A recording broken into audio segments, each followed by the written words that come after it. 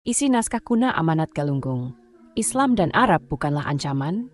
Amanat Galunggung adalah nama yang diberikan untuk sekumpulan naskah yang ditemukan di Kabuyutan Kabupaten Garut. Judul Amanat Galunggung diberikan oleh Saleh Dana Sasmita dan kawan-kawan 1987. Padahal kata amanat tak ditulis dalam teks, amanat merupakan kata Arab. Sebelumnya para ahli menyebutnya naskah Kabuyutan Ciburui di Bayongbong, Garut, Jawa Barat. Galunggung sendiri merupakan gunung berapi yang sekarang masuk ke daerah Kabupaten Tasikmalaya. Naskah ini diperkirakan disusun pada abad ke-15, ditulis pada daun lontar dan nipah, menggunakan bahasa Sunda kuno dan aksara Buddha. Sayang, naskah ini tak bertarik dan juga tak lengkap. Yang tersedia hanya 6 helai daun. Dilihat dari penulisan kata-katanya, dapat ditafsir bahwa naskah ini lebih tua dari Sang Yangsa Kandang Karesian 1518 Masehi dan Carita Parahyangan 1580 Masehi yang ditulis pada abad ke-16.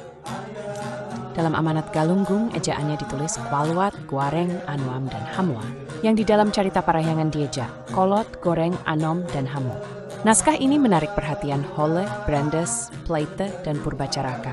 Pleite menyebut naskah ini sebagai pseudo-Pajajaran syakronik.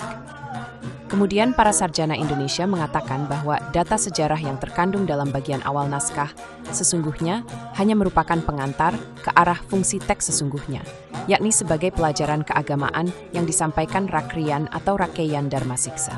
Pada tahun 1981, teks ini diterbitkan sebagai stensilan oleh Acha dan Dana Sasmita. Tahun 1987, Dana Sasmita dan kawan-kawan mempublikasikannya dalam bentuk buku. Teksnya berisi tentang usaha Darmasiksa dan orang-orang yang membuka wilayah Galunggung, Nyanyusukna Galunggung. Selebihnya teks ini berisi nasihat perihal budi pekerti yang disampaikan Rakeyan Darmasiksa, Raja Kerajaan Sunda, yang duduk di Galunggung, kepada putranya yakni Raga Suci atau Sang Lumahintaman. Karena itu sering pula naskah ini disebut Amanat Prabu Guru Darmasiksa. Dari naskah ini diketahui peran Kabuyutan, bukan hanya sebagai tempat pemujaan, melainkan dijadikan sebagai salah satu cara penopang integritas terhadap negara, sehingga tempat itu dilindungi dan disakralkan oleh raja. Namun ada yang menarik dari sebagian isi naskah Amanat Galunggung tersebut.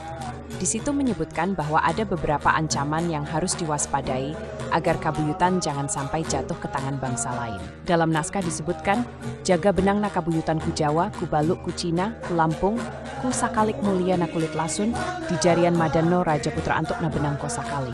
Artinya, cegahlah terkuasainya Kabuyutan oleh Jawa, oleh Baluk, oleh Cina, oleh Lampung, oleh yang lainnya. Lebih berharga nilai kulit lasun di tempat sampah daripada Raja Putra bila akhirnya jatuh ke tangan orang lain. Demikian kalimat dalam Amanat Galunggung, sebuah nasihat dari Rakeyan Darmasiksa kepada anaknya, cucunya, dan cicitnya. Sangat menarik untuk dikupas.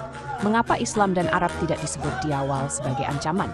Atau yang dimaksud yang lainnya, itu ada salah satunya Islam dan Arab. Padahal Islam dan Arab sudah ada di Nusantara sejak abad ke-7. Naskah kuna Amanat Galunggung diperkirakan dibuat abad ke-15. Di abad ke-15 itulah Islam sedang membangun kekuatan dan Pajajaran runtuh sekitar tahun 1579 atau abad ke-16. Artinya naskah dibuat sebelum Pajajaran runtuh.